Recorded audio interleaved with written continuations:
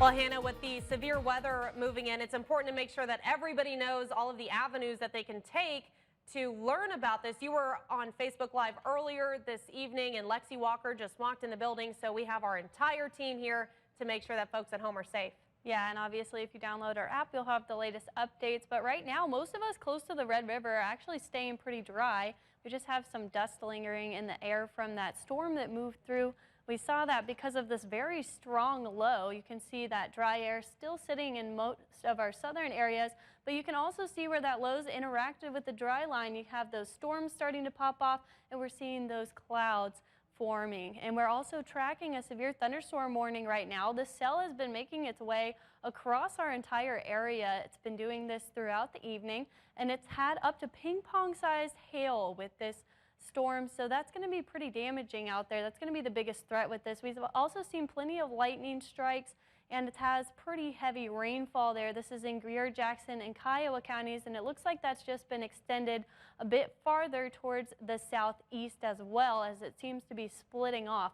But this will just continue to make its way northeastward. It might venture a little bit down farther to the south, but we'll see that make its way out of our area as we go into later tonight. We do have a severe thunderstorm watch in effect for the northern part of our area. You can see here in most of our northwestern counties, we do see that. That's because of these storms that we're seeing move through, being pushed by this low pressure system.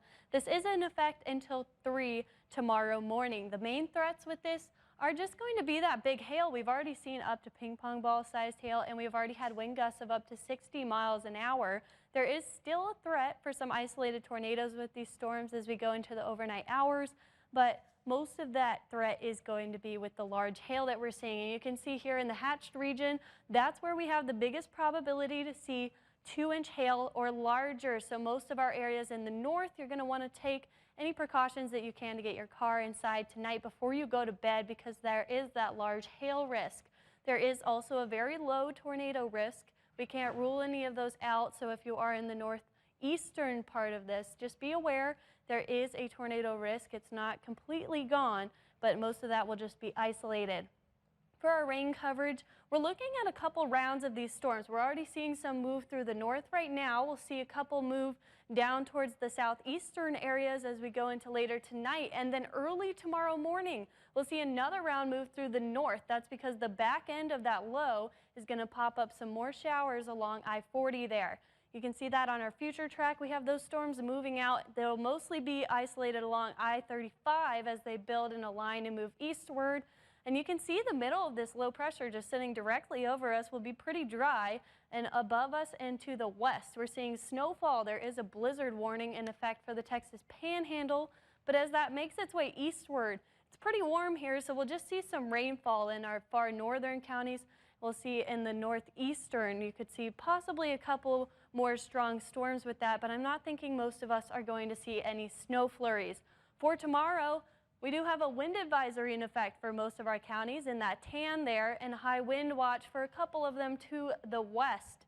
That's because behind this front, we're seeing very strong winds backing up that cold front, and that's going to increase our fire danger to elevated tomorrow. You can see up to 50-mile-per-hour wind gusts tomorrow, so it's going to be very, very windy. But into the middle of the week, we'll see this large ridge warm us up, and then our next round for cold weather won't come around until about the beginning of next week, so that'll be pretty nice for the end of our week. And our forecast tonight, we're mostly in the high 40s. Tomorrow, it's going to be much cooler than today.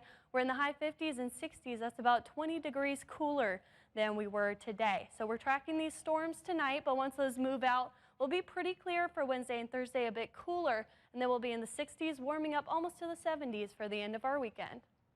This is Ford Truck Month.